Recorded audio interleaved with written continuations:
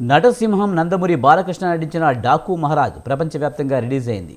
ఈ తెల్లవారుజాము నుంచే థియేటర్ల వద్ద ఫ్యాన్స్ సందడి కొనసాగుతుంది. బాలకృష్ణ మాస్ యాక్టింగ్ దెబ్బకు అటు థియేటర్లు దద్దరిల్లిపోతున్నాయి. తెలంగాణలో ఉదయం 8 గంటలకు మొదటి షో పడింది.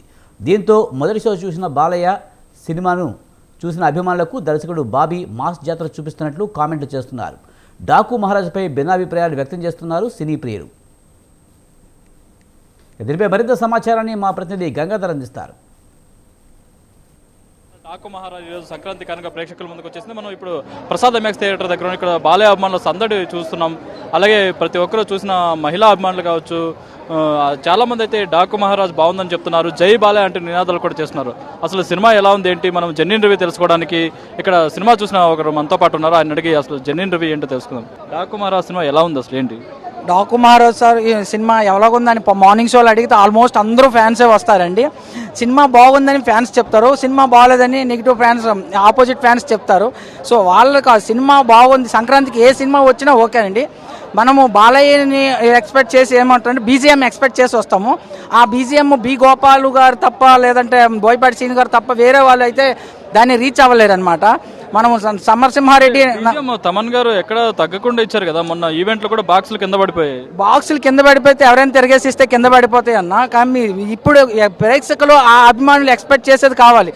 నరసింహానాయుడు సమరసింహారెడ్డి టైంలో ఎక్స్పెక్ట్ చేసేది ఒకటైతే అఖండ సినిమాలో ఎక్స్పెక్ట్ చేసేది ఇంకొకటి వస్తుంది.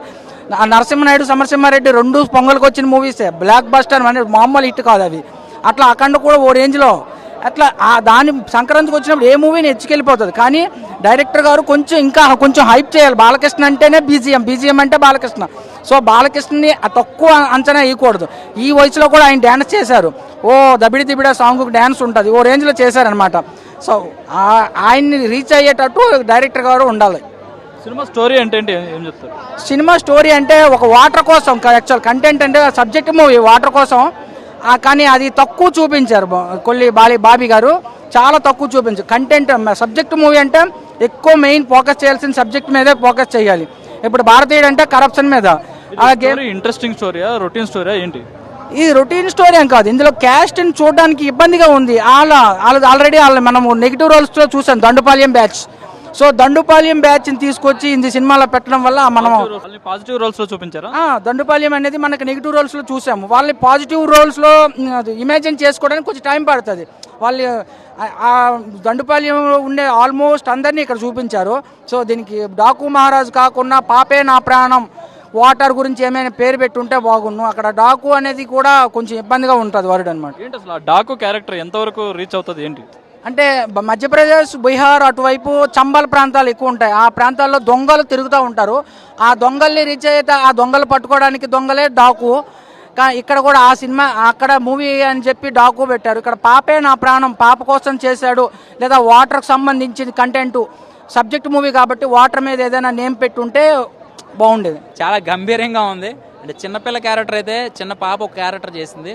ఫస్ట్ ఫుల్ లెంత్ క్యారెక్టర్ అనమాట అమ్మాయి. ఆవిడ క్యారెక్టర్ అది సినిమా చూస్తే అర్థమవుద్ది.